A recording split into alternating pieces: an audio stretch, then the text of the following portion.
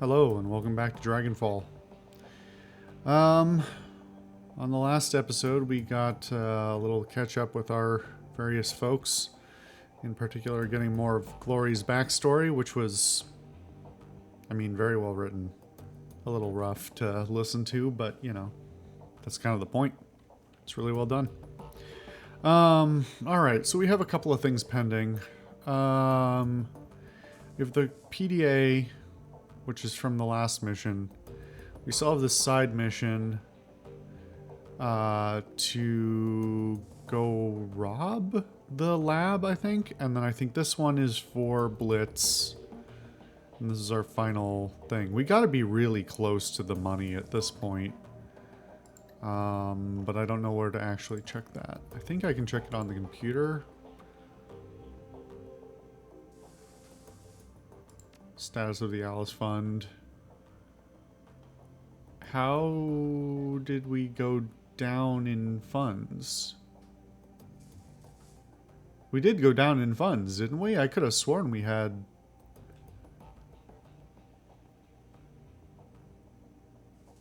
somebody who remembers which episode that is. Actually, I think there was a comment about it by a viewer, so maybe I can go figure out which episode it was and then go re-review it. I swear we had more than 21,000. That's bizarre. Did we have to pay for something that I didn't realize or remember? I don't think I hired anyone that I had to pay out of pocket, so that's weird. I think we'll talk to Paul and hope that it doesn't push us forward. Obviously, we don't have the money, so it shouldn't, but we'll see. Amsel calls over his shoulder at the sound of your approach. His eyes are glued to his computer's display. Alice, Frau Miller should be on her way. Or Mueller should be on her way. But before you go to the meeting site, I have news. He glances at you. His words trail off. Upon seeing the expression on your face, Amsel's voice becomes grave. It can wait. Tell me what has happened.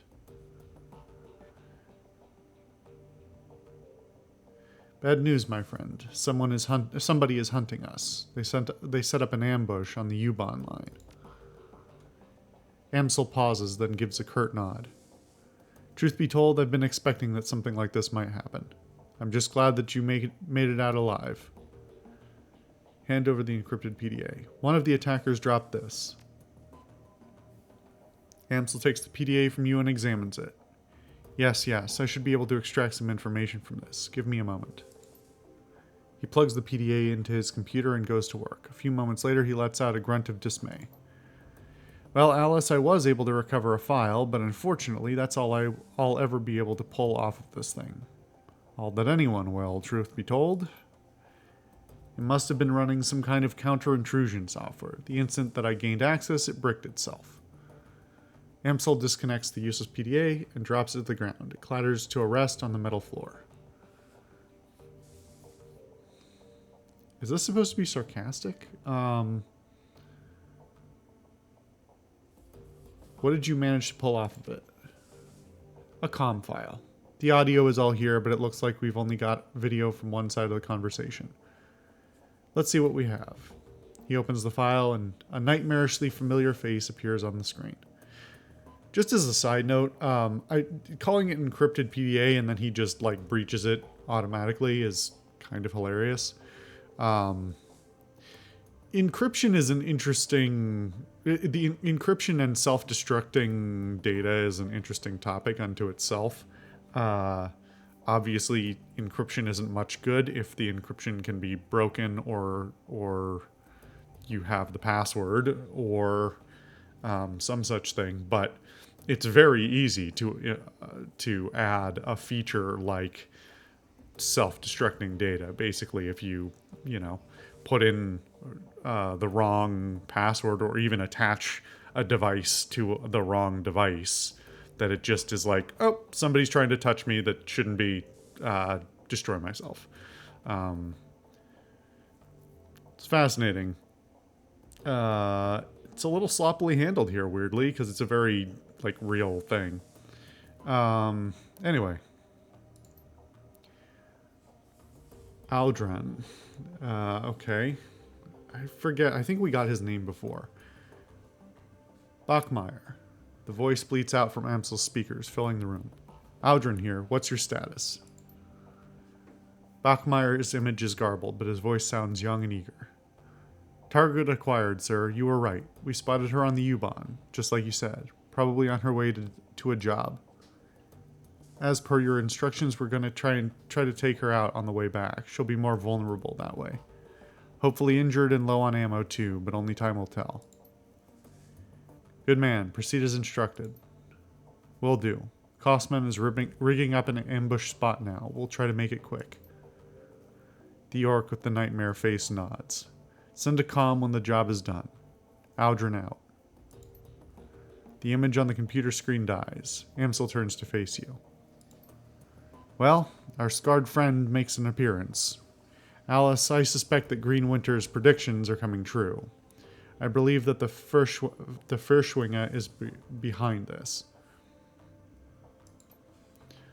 Under Amsel's patient exterior, you can feel the worry that's eating at him. Be on your guard. You and the rest of your team. You made it through this attack relatively unscathed, but next time you might not be so lucky. At least now we have a name to put to the face. Aldrin. That's not all we have. As I was saying when you first walked in, I have been productive as well. I was able to uncover some new evidence in your absence, and coincidentally enough, that evidence pertains to our scarred friend. You might recall that I said I'd dig into Aldrin's skin grafts. Well, I did, and that search has finally borne fruit. One of my contacts outside of Berlin handles the paperwork for private hospitals all across Germany. It's a dull, boring job, but it does have its perks.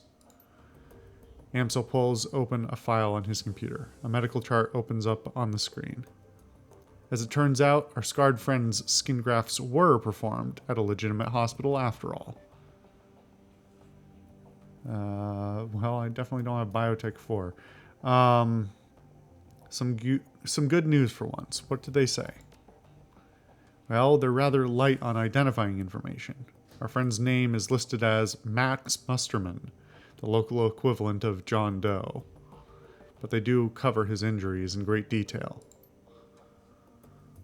Aldrin's injuries were extensive. He had 2 broken ribs and a shattered pelvis, and he had sustained third-degree burns over 60% of his body. Most damningly of all, he was suffering from acute radiation poisoning. His body had absorbed over 5,000 millisieverts of ionizing radiation, a lethal dose without treatment. The information dries up at this point. We know that he was treated and discharged, but what happened afterwards remains a mystery. He pauses for a moment, studying your reaction. Your thoughts? Hold nothing back. I'd like to hear everything that comes to mind.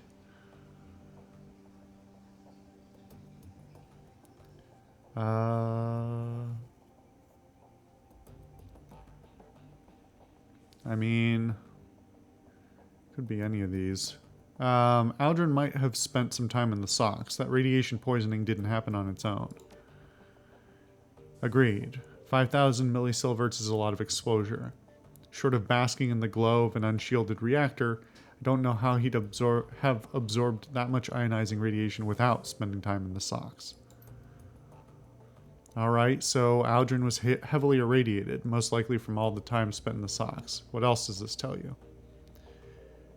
Well, those burns sound like dragonfire, but if the Firewing burned Aldrin, why would he be working for her now? I don't think that Aldrin is working for the Firewing. I believe that he is serving her. On Green Winter's second DVD, he mentions that there is a cult within the socks that worships the Firewing, the disciples of the cleaning fire. Why would you call it the cleaning fire, not the cleansing fire? It sounds much more poetic that way. I believe that Aldrin belongs to this cult. That's bad news. There's nothing more dangerous than a zealot. My thoughts exactly. A hireling can sometimes be bribed or reasoned with. A pawn can be liberated. But if the Firewing soldiers look upon her as a goddess figure, nothing short of killing her will deter them, and even that might not stop them. So it is possible that Aldrin is a dragon cultist. This seems to fit much of the other information that we've uncovered. Did any other red flags jump out at you? The hospital couldn't ID Aldrin. Either somebody covered his tracks for him, or he was living completely off the grid. Indeed, if Aldrin was a denizen of the Socks, a glowpunk, his lack of identifying information would make sense. Amsel adjusts his glasses. It's a working theory, at any rate. So, to sum up, Aldrin has probably spent time in the Socks. It's possible that he even lived there as a member of First Swinga's dragon cult. And he is after you. Amsel pauses for a moment before continuing. In my mind, all of this reinforces one fact. We need to find Valclair, and we need to do it fast. Agreed. Good. And that's all the more reason to gather Alice's fee as quickly as possible. There's a buzzing sound from Paul's wrist. He lifts his hand to look at his PDA. And as luck would have it, Frau Mueller has arrived. Best of luck at the meeting, Alice. Remember, this is urgent. We need that money. I'm on it. Okay.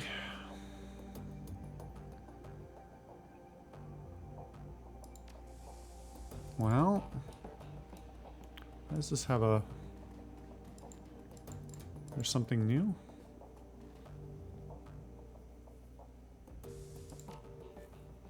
Six unread messages. Vid, re-salvage DVD. The screen flickers to life and Mallet's face appears. From the shifting background and ambient noise, it's clear that the message was recorded on a portable device. Hoy, Alice. I just wanted to tell you that I've met with limited success in working on that stack of DVDs. It's a thorny problem, but at least I'm making some headway. If you look on the table beside your DVD player, you'll find another recovered disc. I wasn't able to salvage all of the files on it, but I think you might find what I did recover to be of interest. For my part, I'm going to continue working on the other DVDs. To tell you the truth, I wouldn't hold out much hope, though. They're all badly damaged and suffering from disc rot besides. I'll be in touch. My best to you and your team. The message ends and the image fades. You find yourself back at your inbox. Payback is sweet. The screen flickers to life and Maxim's face appears. He's wearing a broad grin and you can hear the sounds of celebration in the background. Hey there, Muscle. Not sure if Tuck gave me the right address, but I figured it was worth a shot. I don't know if you've heard, but our favorite Poly Club got hit from all sides by the F state today. It was glorious. Anyway, I thought you'd want to share in the good news, and thanks for your help back there. I don't think we'd have made it out of there without you. He raises a hand in salute. Take care, Alice. The message ends and the image fades. Thanks. To Alexander to Alice Amarta. Hey, Alice. Uncle Dietrich told me that I could message you here, so I figured that I should. He probably told you that I'm living in Samuels, huh? Well, that's where I am. It's different, I'll give it that much. I like that I don't get pressured to hurt people here, so that's good. And nobody smacks me around, even though I can tell that a lot of the orcs and trolls want to. I do get yelled at a lot and called a lot of names, but I guess that makes me feel bad. That making me feel bad about that kind of thing is all part of the plan. Life kind of sucks right now, but at least nobody is going to make me kill anyone. Uncle D says that it's going to get better, and maybe it will. I don't know. Anyway, what I mostly wanted to say was thanks for not killing me back at the Humanist compound. I had a gun on you, so you totally could have, but you didn't. And I'm really glad about that. Thanks. Alexander. I wish there was a better heads up to let me know when there are messages pending. You know, with all this technology around, you'd think my PDA would pop up and let me know. Ree's still alive. Janet to Alice. I guess that I should thank you. You got me out of that horrible job alive. I don't think I could have made it on my own. What happened on that run took everything else away from me, but at least I'm still breathing. The Lodge turned me into a killer, Alice. That gnaws at my guts every minute of every day, and I still can't sleep at night. Innocent people, normal people, died because of what I did. You know what? And you know why they made me do it? Because they could. I don't know. Maybe this doesn't bother you. You're a Shadowrunner after all. You kill people all the time. Just another day at the office, huh? Well, I'm not like you. I can't just kill people on the job and forget about it the next day. This is going to haunt me for the rest of my life. I don't know how to live like this, but it's still better than not living at all. That's what I keep telling myself. So I figured I might as well tell it to you too. Jay. That one feels a little bit clunky. I can totally understand her wanting to express her feelings about, you know, having to kill somebody, and her discomfort with that. But there was sort of a mixed message between, I don't know, being accusatory towards me, which seems out of character for everything we understood about her and the camaraderie that we had. It's fine. We need to talk. Escabel, Dr. Xavier.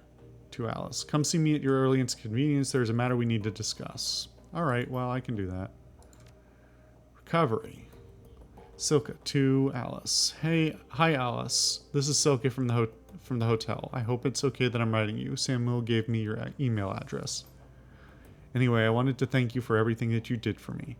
Kicking my cram habit was the hardest thing I've ever done, and I don't think I would have tried if you hadn't talked me into it. To celebrate my newfound sobriety, I've decided to sign on as a volunteer at the charity. Who knows? Maybe giving back to the community will help turn things around in my life. Anyway, thanks again, Alice. I owe you one. Yours, Silka. Alright. Glad I checked all those. Really only did that because that icon was there, and it's not usually highlighted like that. Is it gone now once I walk into the next room?